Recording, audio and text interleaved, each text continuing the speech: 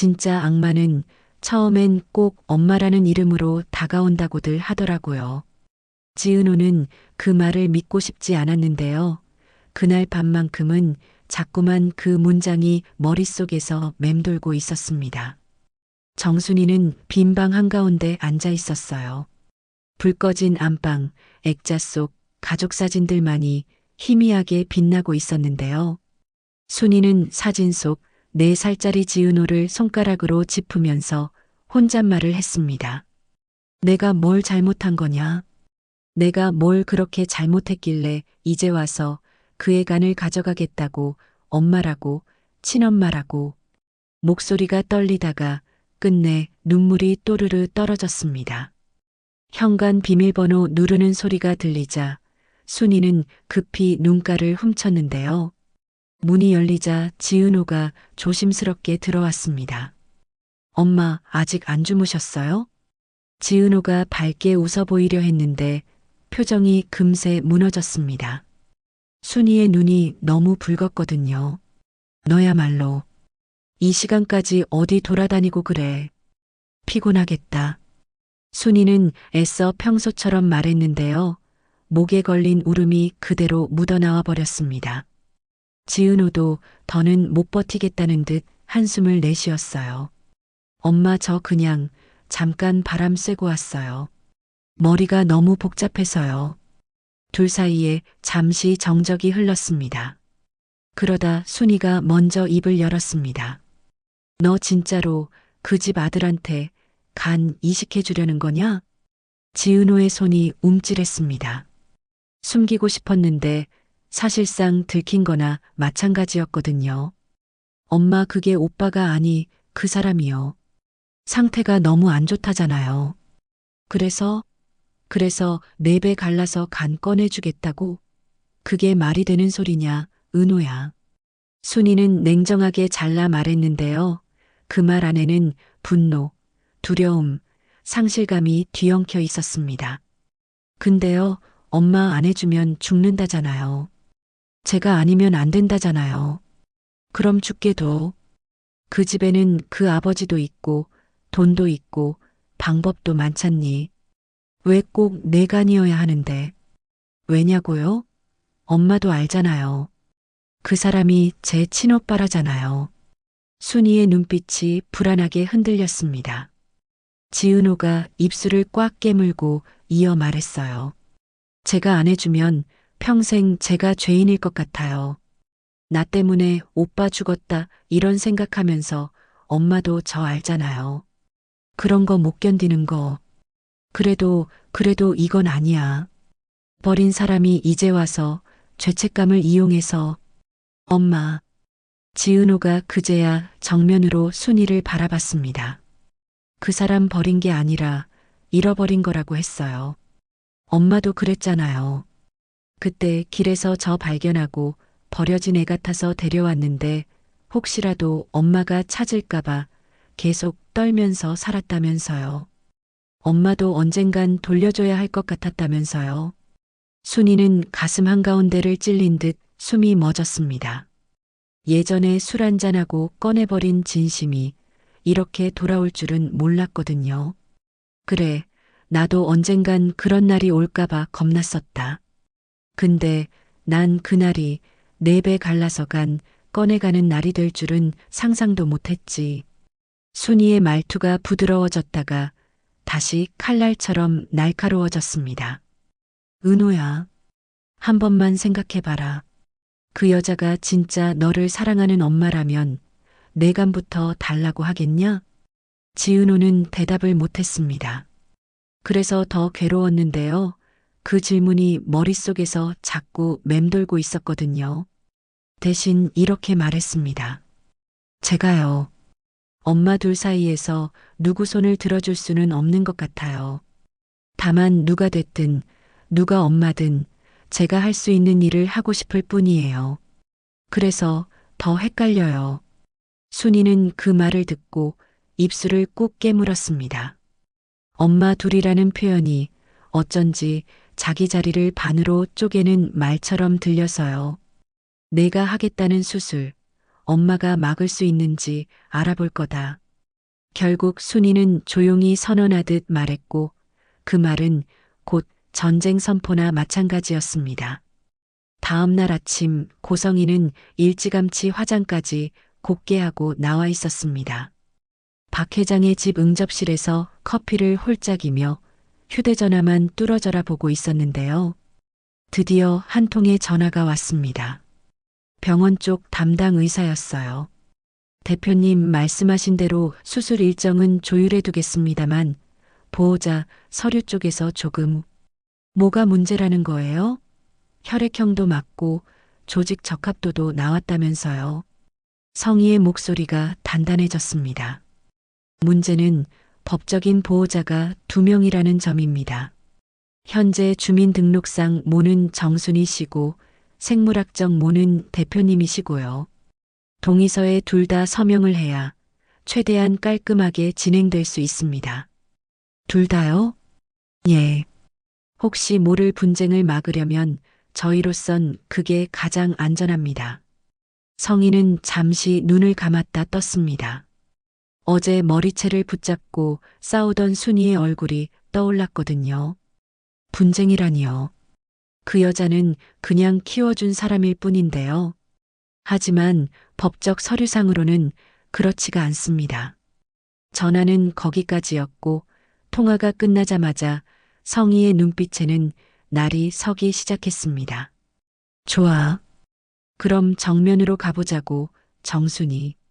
성희는 그렇게 속삭이듯 말하고 자리에서 일어섰는데요. 마침 계단을 내려오던 박진석이 그 모습을 보고 한마디 던졌습니다. 아침부터 그렇게 살벌한 눈으로 어디 가나? 병원이요. 우리 아들 살리러 가야죠. 그리고 방해되는 사람들 정리하러요. 또 누구랑 싸우게? 그 애 키워줬다는 그 아주머니? 싸우는 게 아니라 정리하는 거예요, 여보. 우리 우진이 살리려면 감정은 다 비워야 된다고요. 웃으면서 말하는데 웃음 안에 살기가 숨어 있었습니다. 같은 시각 AP그룹 사무실에서는 조금 다른 온도의 긴장이 흐르고 있었는데요. 대표실에서 이지혁과 박성재가 마주 앉아 있었습니다. 그래서 진짜로 한 달 휴가를 달라고 했다고? 성재가 믿기지 않는다는 듯 물었고 지혁이 고개를 끄덕였습니다. 응. 그것도 휴가가 아니라 통보에 가깝게 말이죠. 은호답지 않아서 더 신경 쓰이더라고요. 그건 뭐야? 진짜 이상한데. 그동안은 회사에서 쓰러져도 안 쉬던 애가. 성재는 팔짱을 끼고 생각에 잠겼습니다. 혹시 그 친엄마라는 사람 뭔가 이상한 건 아니야? 너도 그 집 행사장에서 봤잖아. 너무 완벽한 척하는 게 나는 좀. 나도 계속 그게 걸려. 그래서 어제 말해줬던 거야. 아트스페이스 공사 얘기. 그 정도 프로젝트가 그냥 증발했다는 건 누군가 의도적으로 숨기고 있는 거라는 거니까. 지혁은 조용히 책상 위 서류를 두드렸습니다. 자기 손으로 모아둔 자료였는데요. 아트스페이스 예산 집행 내역에 이상한 공백이 있었거든요. 성재야, 내 아버지 회사 쪽 회계 자료 내가 공식으로 요청하면 볼 수 있을까? AP 관련이면 뭐 명분만 그럴싸하면 어떻게든. 근데 너 그 집이랑 정면으로 붙을 생각이야? 지금으로선 지은호 지키자는 생각밖에 없어. 뭔가 잘못된 퍼즐 같거든. 다들 대충 맞는다고 넘어가는데 자세히 보면 모양이 안 맞는 조각이 있어. 지역의 목소리가 낮게 가라앉았습니다. 은호는 지금 죄책감이랑 정이랑 뒤섞인 상태야. 누가 옆에서 잡아주지 않으면 자기 몸 하나 내던지는 선택을 너무 쉽게 할 애라서. 성재는 그 말에 더 이상 웃지 못했습니다. 그렇게 잘 아는 친구가 진짜 위험한 길을 향해 가는 걸 보고만 있을 수 없었거든요. 알았어. 내가 아버지 쪽 자료 떠보겠다. 그런데 너도 무모하게 나서지 마. 그 집이 그냥 재벌집이 아니잖아. 고성이 그 여자는. 성재는 잠시 말을 고르다가 어제 마주쳤던 그녀의 표정을 떠올렸습니다. 사람한테서 도저히 엄마 같다는 느낌이 안 나더라. 뭐랄까, 거래만 남은 사람 같았어. 지역은 그 말을 깊이 새겨들었습니다. 병원 복도, 하얀 벽과 소독약 냄새 사이로 정순이와 고성이가 마주 섰습니다. 둘의 얼굴에는 피곤한 기색이 역력했는데요. 피곤함보다 앞선 건 자존심과 절박함이었습니다. 아주머니가 먼저 전화해서 보자고 했다면서요? 성희가 싱긋 웃으며 물었고 순이는 그 웃음이 더 역겨워서 눈을 피했습니다. 그래요. 내가 확인하고 싶은 게 있어서요. 간 이식동이서 그거 꼭 제가 사인을 해야 한다면서요? 아, 병원에서 벌써 연락 갔나 보네. 네, 뭐 형식적인 문제죠. 그래야 법적으로 깨끗하다고. 그럼 안 할 겁니다. 전 그 서류에 사인 안 할 거라고요. 순이의 말에 성희의 미소가 서서히 굳었습니다. 지금 뭐라고 하셨어요? 제 딸간을 그쪽 아들을 살리는 데 쓰는데 동의 못 하겠다고요. 저는 그냥 밥 먹여 키운 엄마가 아니고요. 제 주민등록 등본에 뭐라고 찍혀 있는 엄마예요. 성희는 잠시 눈을 가늘게 떴습니다. 법 얘기까지 하실 줄은 몰랐는데요. 그동안은 감정만 앞세우시더니 감정이고 뭐고 엄마한텐 다 같은 말이에요. 내 새끼 배 갈라서 간 꺼내가는 거 나는 못 보겠다고요. 초조함이 서서히 성희의 말끝을 날카롭게 만들었습니다. 아주머니, 지금 이기고 있다고 착각하시는 것 같은데요. 그럼 아주머니가 안 사인해서 우진이 죽으면요? 그때 지은호 마음에 뭐가 남을까요? 엄마 때문에 오빠가 죽었어요 라는 생각 평생 안고 살겠죠. 그걸 이용하지 마요. 그의 성격 아는 건 나도 마찬가지예요. 죄책감에 약한 거 알아요. 그래서 더 못 믿겠는 거예요. 그쪽이. 성희는 잠시 웃음을 터뜨렸습니다. 역시 엄마 둘은 그 애를 너무 잘 알아서 문제네요. 근데 차이가 하나 있어요. 저는 그 애를 되찾으려고 여기까지 온 엄마고 아주머니는 이제 놓아줘야 하는 엄마예요. 놓으라고요? 네. 제 아이를요. 아주머니가 지금 붙잡고 있는 건 제 아이예요. 아주머니가 데려가 키워준 건 감사하죠. 하지만 은호는 결국 제 자식이에요. 그러니까 은호 인생에서 중요한 선택은 결국 우리가 하는 게 맞는 거 아닌가요? 우리가요? 네. 진짜 엄마와 진짜 오빠가요. 그 말을 듣는 순간 순이의 눈가에 맺혀 있던 눈물이 또 한 번 무너졌습니다. 정말 무서운 사람이네요. 고성애 씨. 성희는 눈을 끔뻑이며 되물었습니다. 제가요? 처음엔 그냥 돈 많고 화려한 사람인 줄만 알았는데요. 지금 보니까 사람 마음을 들었다 놨다 하면서 자기 뜻대로 꺾을 줄 아는 사람이에요. 그게 제일 무서워요. 그렇게 말하셔도 결국 선택은 은호가 할 거예요. 아주머니가 아니라. 성희는 그 말을 마지막으로 먼저 돌아섰습니다. 복도 끝을 걸어가면서도 표정 하나 흐트러지지 않았는데요. 손에 쥐고 있던 종이컵은 구겨질 대로 구겨져 있었습니다. 지은호는 공사 서류 더미 사이에서 멍하니 앉아 있었는데요. 머릿속은 온통 다른 생각뿐이었습니다. 자꾸만 떠오르는 한 장면이 있었거든요. 살아있는 은호배도 가를 수 있다. 어제 순이가 울면서 했던 말이었습니다. 그 말이 잔인해서가 아니라 너무 솔직해서 오히려 가슴을 후벼 팠거든요. 진짜로 나 배 갈라서 간 꺼내가는 걸 엄마가 친엄마라는 사람이 어떻게 그렇게 담담하게 생각할 수 있지? 그러면서도 지은호는 또 반대로 생각하게 됩니다. 근데 그만큼 간절한 거 아닌가? 오빠를 살리려면 사람은 그렇게까지 변할 수 있는 거 아닌가? 책상 위에 놓인 종이컵은 반쯤 식어 있었고 이지혁이 조용히 문을 두드리며 들어왔습니다. 은호 씨. 아, 대표님. 저 죄송해요. 서류 아직 다 못 봤네요. 머리가 좀. 서류야 천천히 보면 되고요. 지역은 바로 맞은편에 앉았습니다. 방금 병원에서 연락이 왔어요. 병원에서요? 네.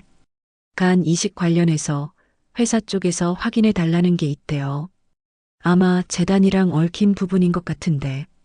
지역의 눈빛이 진지해지자 지은호도 대구르르 굴리던 펜을 멈췄습니다. 대표님 혹시 저 때문에 일이 번거로워진 거면? 아니요. 이건 애초에 이상했던 거예요. 박 회장님 쪽에서 추진하던 아트스페이스 공사, 은호 씨도 기억나죠? 네, 그거 제가 초반 컨셉같이 잡았었는데요. 그게 예산이 크게 잡혀 있었는데도 불구하고 어느 시점 이후로 모든 기록에서 사라졌어요. 마치 존재하지 않았던 프로젝트처럼. 공사를 접은 거 아닌가요? 접은 프로젝트라도 회계에는 흔적이 남아요.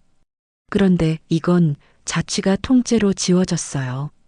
대신 그 돈이 어디로 갔는지 지금 추적 중이고요. 지역은 말끝을 조심스레 눌렀습니다. 병원 측으로 돈이 흘러간 흔적이 조금씩 보이고 있어요. 재단 기부금 형태로. 지은호의 손이 얼어붙었습니다. 그게 무슨 뜻이에요? 아직 단정할 수는 없지만요. 누군가가 아트스페이스 명목으로 예산을 빼서 병원 쪽으로 옮기고 있어요. 그리고 그 병원은 지금 은호 씨가 간 이식하러 가려는 병원이고요. 지은호는 머릿속이 찌릿하고 저려왔습니다. 수많은 퍼즐 조각이 한꺼번에 책상 위에 쏟아진 느낌이었어요. 그럼 그 프로젝트 자체가 처음부터 누군가에게 필요했던 건 아트 스페이스가 아니라 돈이었을 수도 있어요. 아주 큰 돈. 그리고 그 돈이 향하는 곳이 지금 그 병원이라면 그 안에 있는 누군가와 깊이 얽힌 사람일 가능성이 크죠. 그 누군가가 혹시 지은호의 입술이 파르르 떨렸습니다.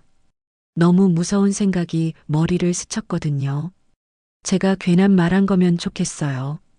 지역은 그렇게 말을 맺었습니다. 하지만 퍼즐이 이상하면 한 번쯤은 의심해 보는 게 맞아요. 안 그래요? 어제 들었을 때는 버럭 화를 냈던 퍼즐이라는 단어가 오늘은 이상하게 다르게 들렸습니다. 지은호는 작게 대답했습니다. 네. 이번엔 좀 봐야겠다는 생각이 드네요. 제대로. 퇴근 후 지은호는 약속을 잡았습니다. 고성이와 단둘이. 고성이는 고급 레스토랑이 아니라 조용한 카페를 골랐습니다. 유리창 밖으로는 노을이 지고 있었고 카페 안에는 사람도 많지 않았는데요. 오히려 그래서 두 사람의 대화가 더 도드라져 들리는 것 같았습니다. 은호야, 여기 앉아.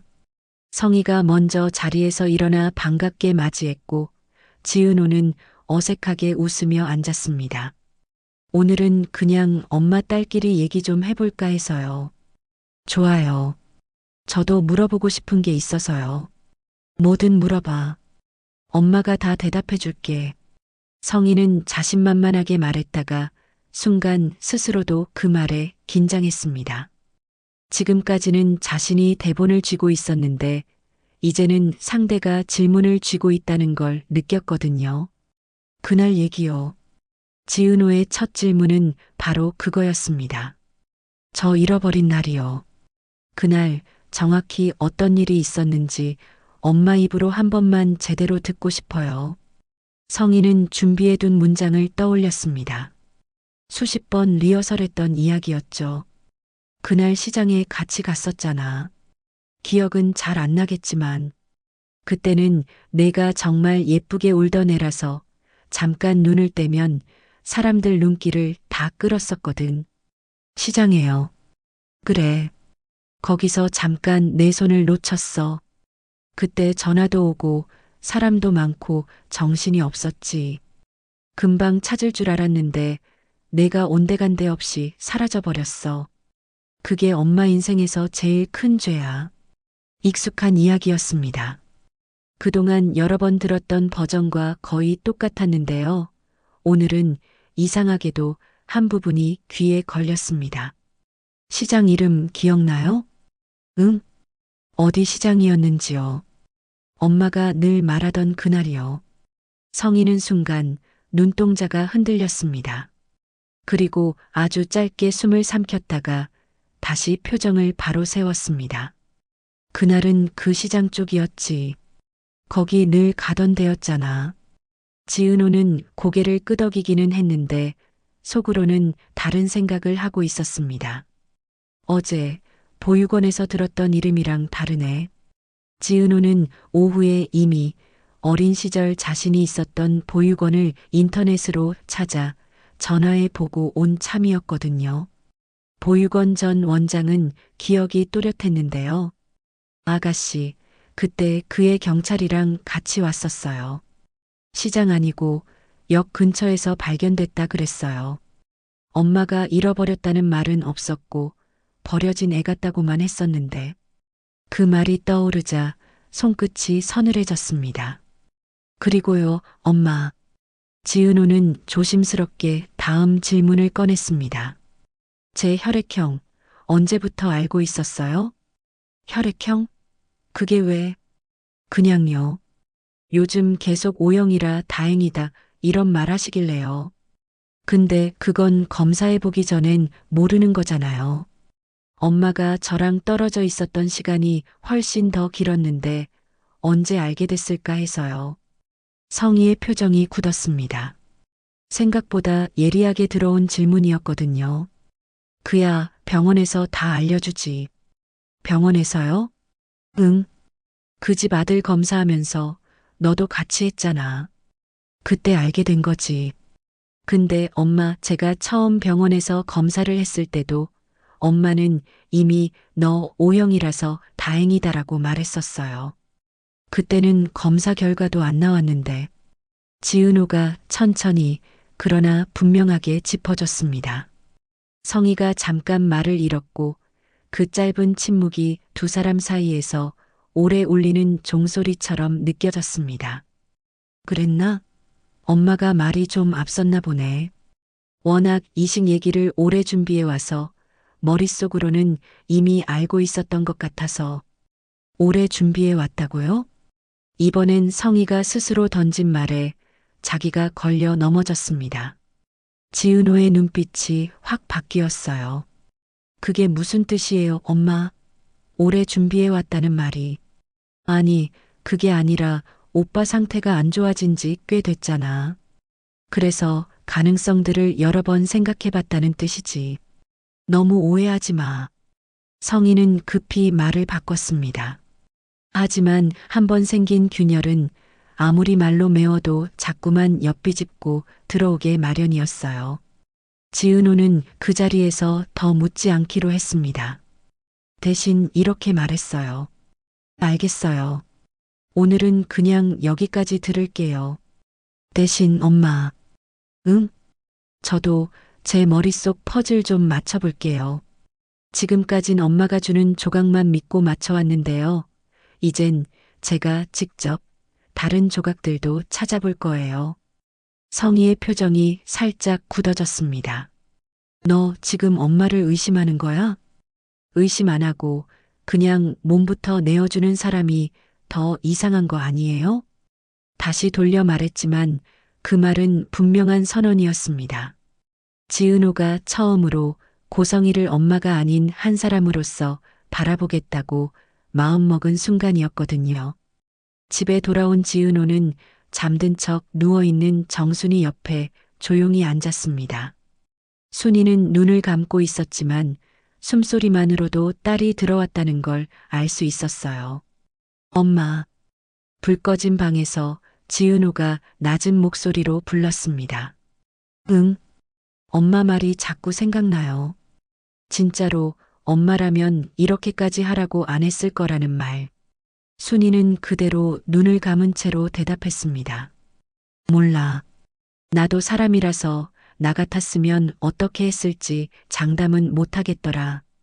다만 나는 내가 다치지 않는 쪽을 찾으려고 했겠지. 오빠는요? 그 집 아들.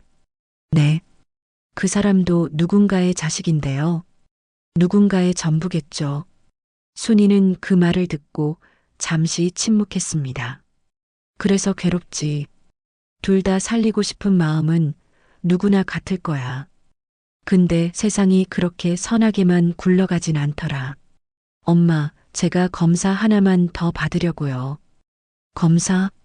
그냥 제 마음이 편해지기 위한 검사요.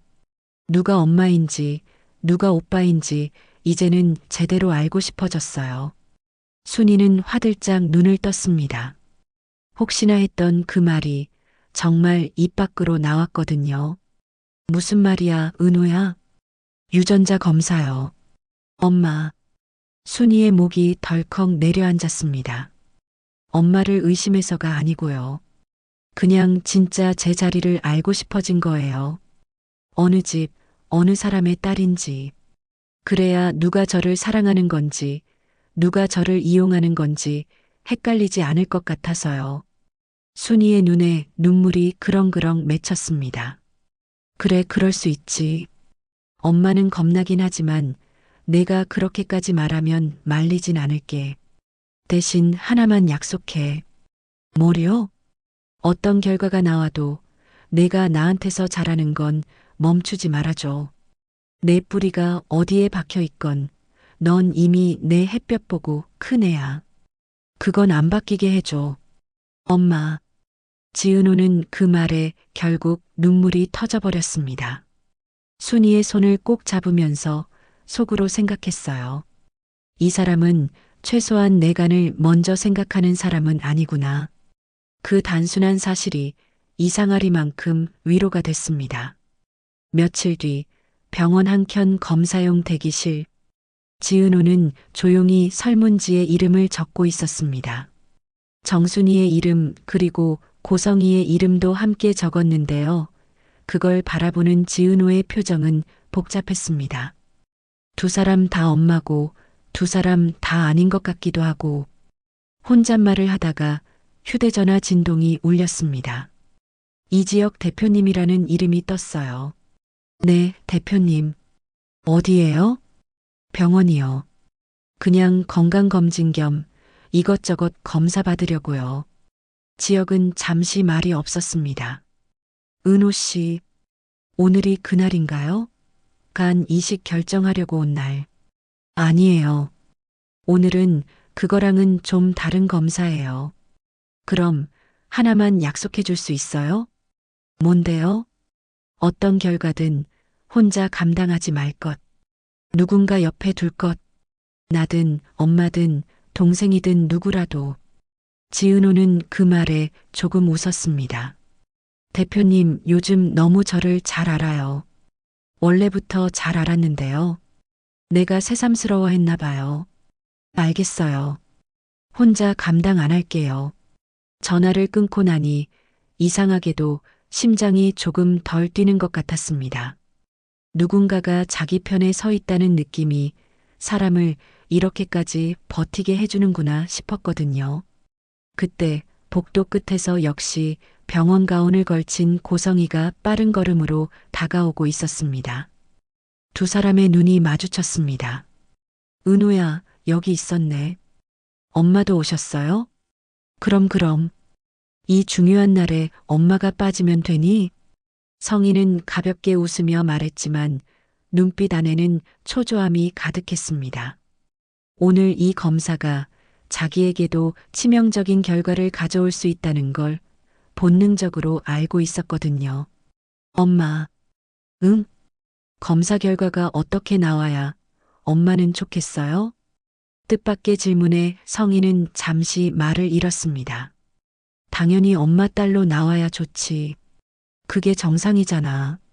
그럼 엄마가 지금까지 저한테 했던 말들이 다 진실이었다는 것도 증명되겠네요. 당연하지. 그렇게 자신 있게 말하고 나서도 성희의 목덜미에는 식은땀이 맺히기 시작했습니다. 거짓을 너무 오래 진실처럼 말하다 보면 언젠가 진짜 진실이 고개를 들 때가 오거든요. 오늘이 딱 그런 날 같았습니다. 검사가 끝나고 결과를 기다리는 동안 시간이 이상하게 느리게 흘렀습니다. 몇 일 뒤 결과를 들으러 오라는 말을 들었지만 그 며칠이 몇 달처럼 길게 느껴졌는데요. 그 사이에도 병원에서는 또 다른 일이 벌어지고 있었습니다.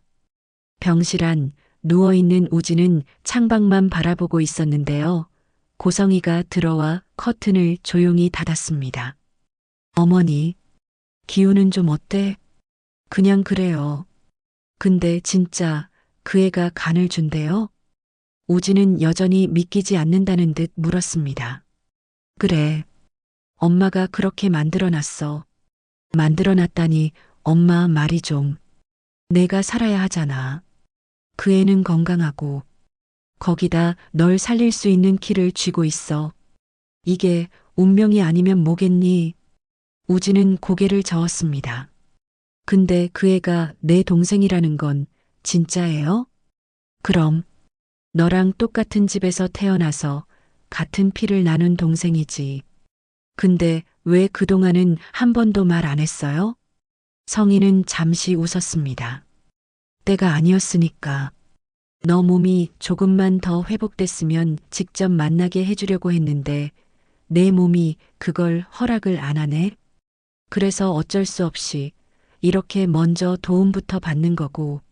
엄마, 우진은 조용히 불렀습니다. 응, 전화 살리려고 그 애한테 빚지는 거 싫어요. 그냥 치료 안 해도 되니까 엄마가 덜 힘들었으면 좋겠어요. 그 말은 실은 자기보다 엄마를 더 걱정하는 마음에서 나온 말이었습니다. 하지만 성희에게는 그렇게 들리지 않았습니다. 지금 그게 엄마를 위해 하는 말 같아? 엄마한테 자기 아들 2명 중에 하나 포기하라는 말처럼 들리는데 그런 뜻 아니에요. 그냥 우진아. 성희는 아들의 손을 꼭 잡았습니다. 엄마는 이 세상에서 제일 소중한 게 너야. 근데 이제는 둘이야. 너랑 동생. 엄마가 조금만 더 버티면 둘 다 살릴 수 있는 길이 있는데 그걸 포기하자는 말은 다시는 하지 마. 우진은 그 눈빛이 너무 강해서 결국 뭐라 더 말하지 못했습니다. 그저 속으로만 중얼거렸어요. 근데 그 동생은 엄마한텐 뭐지? 나처럼 정말 엄마한텐 아들일까? 아니면 그냥 간을 가진 사람일까? 그 의심이 처음으로 우진의 마음에도 스며들기 시작했습니다. 며칠 뒤 병원 상담실. 결과를 듣는 날이 왔습니다. 지은호와 정순이 그리고 고성이 세 사람이 같은 방에 앉아 있었는데요. 작은 상담실 안이 숨막히게 좁게 느껴졌습니다. 의사가 서류를 들고 들어와 앉았습니다. 유전자 검사 결과가 나왔습니다. 세 사람의 시선이 동시에 서류로 향했습니다. 심장 박동 소리가 귀 안에서 울릴 정도였어요. 먼저 정순이 씨와 지은호 씨의 관계부터 말씀드리겠습니다. 성희의 손톱이 손바닥을 깊게 파고들었습니다. 표정은 최대한 태연하게 유지했지만 손은 이미 피가 날 정도로 힘이 들어가 있었어요. 두 분은 혈연 관계가 아닌 것으로 나왔습니다. 순이의 어깨가 순간 툭 떨어졌습니다. 알고 있던 사실이었는데도 입 밖으로 공식적으로 들으니까 생각보다 훨씬 더 아팠습니다. 그래도 혹시라는 희미한 기대가 그제야 완전히 사라진 느낌이었거든요. 지은호의 눈동자가 흔들렸습니다. 그럼 엄마랑 저는 진짜로 피 한 방울 안 섞인 사이라는 거죠. 그렇다고 해서 가족이 아니란 뜻은 아닙니다만 혈연적으로는 그렇습니다. 의사는 최대한 조심스럽게 말했습니다. 성희의 입가에는 미세한 미소가 번졌습니다. 이 순간만을 기다렸다는 듯이요. 그럼 이제 제 차례네요. 저랑 은호 결과도 빨리 말씀해 주세요. 성희가 재촉하자 의사가 서류를 한 장 더 넘겼습니다. 네. 고성애 씨와 지은호 씨의 관계는 방안 공기가 더 뻑뻑해졌습니다. 누구도 숨을 제대로 쉬지 못하는 사이 의사의 입이 열렸습니다. 혈연 관계가 있는 것으로 나왔습니다. 성인은 숨을 내쉬며 웃음을 터뜨렸습니다. 그렇죠? 그럴 줄 알았어요. 역시 내 딸이 맞잖아. 정순이는 그 말을 듣고도 아무 말도 하지 못했습니다. 눈물이 볼을 타고 흘러내릴 뿐이었어요. 지은호는 멍한 얼굴로 의사를 바라봤습니다. 얼마나요? 유전자 일치율이 모마이너스자 마이너스 관계에 해당하는 수치입니다. 친모와 자식으로 볼 수 있는 결과예요. 그 말을 듣는 순간 지은호의 머릿속이 새하얘졌다가 다시 복잡하게 채워지기 시작했습니다. 지금까지 들었던 모든 말들이 한꺼번에 되감기듯 스쳐 지나갔거든요. 그래, 그럼 엄마 말이 맞았던 거잖아. 잃어버렸다, 되찾았다. 근데 이상하게도 안도감보다 먼저 떠오른 감정은 의심이었습니다. 그럼 이 모든 준비를 정말 언제부터 해온 거지? 아트스페이스, 병원 기부, 간 이식 이게 다 피 한 방울 섞인 엄마로서의 사랑이었을까? 아니면 꼭두각시를 준비해 온 거였을까? 의사가 자리를 정리하며 마지막으로 덧붙였습니다. 추가로 간 이식 관련해서는 별도의 상담이 필요하니 담당간 이식 전문의와 상의하시면 됩니다. 상담실 문이 닫히고 세 사람만 남았습니다. 성희가 먼저 말을 꺼냈습니다. 들었지, 은호야? 엄마 말이 다 맞았어. 이제 누구도 우리 사이 의심 못해. 지은호는 고개를 끄덕이긴 했는데 그 표정은 어딘가 달라져 있었습니다. 네. 엄마 말이 맞았네요. 이제 아주머니도 깨달았겠죠. 성희는 시선을 돌려 정순이를 보며 말했습니다. 은호는 제 딸이에요. 그동안 너무 감사했고요. 앞으로도 고마운 마음 잊진 않을게요. 그 말은 사실상 이제 물러나 달라는 통보였습니다. 순이는 손등으로 눈물을 훔쳤습니다. 알아요. 피 한 방울 안 섞였다는 거. 근데요. 순이의 목소리가 떨렸습니다. 피보다 진한 것도 있다는 거, 이제야 말할 수 있을 것 같네요. 난 그의 밥 먹이고, 올 때 달래고, 학교 갈 때 도시락 싸주고 그렇게 살았어요. 피 한 번 주입해 준 적은 없지만, 날마다 내 시간을 피처럼 쏟아부었어요. 지은호의 눈시울이 다시 붉어졌습니다. 그래서 누가 엄마냐고, 누가 진짜냐고 묻는다면 나는 그냥 이렇게 말할래요. 둘 다 엄마라고. 다만 어느 엄마 옆에 있고 싶은지는 그 애가 직접 고르게 해주세요. 성희의 표정이 잠시 굳었습니다. 순이의 말 안에는 눈물뿐 아니라 어른스러운 포기가 섞여 있었거든요. 그 포기가 오히려 더 큰 힘처럼 느껴졌습니다. 지은호는 천천히 두 사람을 번갈아 봤습니다. 그리고 생각했어요. 유전자 결과가 다는 아니구나. 그럼에도 불구하고 이 퍼즐은 여전히 이상한 데가 많구나. 오늘 진실의 한 조각은 분명히 확인됐습니다. 하지만 동시에 더 이상한 조각들도 함께 드러난 날이었는데요.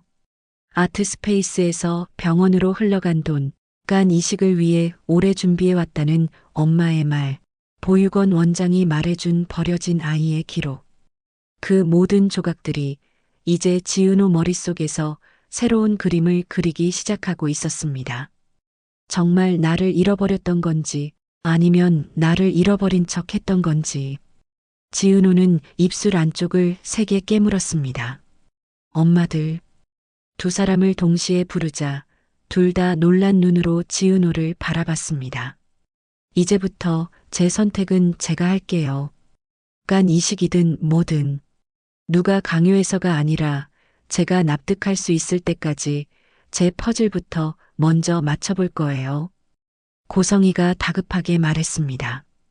근데 시간이 없어, 은호야. 오빠 상태가. 엄마가 그렇게 말할수록 전 더 헷갈려요. 진짜 저를 걱정해서 서두르는 건지, 오빠만 살리면 끝이라고 생각해서 서두르는 건지. 순이가 그 말을 듣고 조용히 고개를 끄덕였습니다. 지은호의 눈빛이 달라졌다는 걸 누구보다 먼저 알아본 사람이었거든요. 그래, 내 말이 맞다. 이젠 내가 내 인생 결정해라. 엄마들은 한 발 물러날게. 그 말이 이 전쟁의 새로운 시작이었습니다. 엄마들 사이에서 끌려다니던 지은호가 드디어 중심에 서겠다고 선언한 순간이었으니까요. 그리고 그 중심에 선다는 건 결국 한 가지를 의미했습니다. 엄마의 실체를 끝까지 파헤치겠다는 것. 그 엄마가 누구든 간에 말이죠.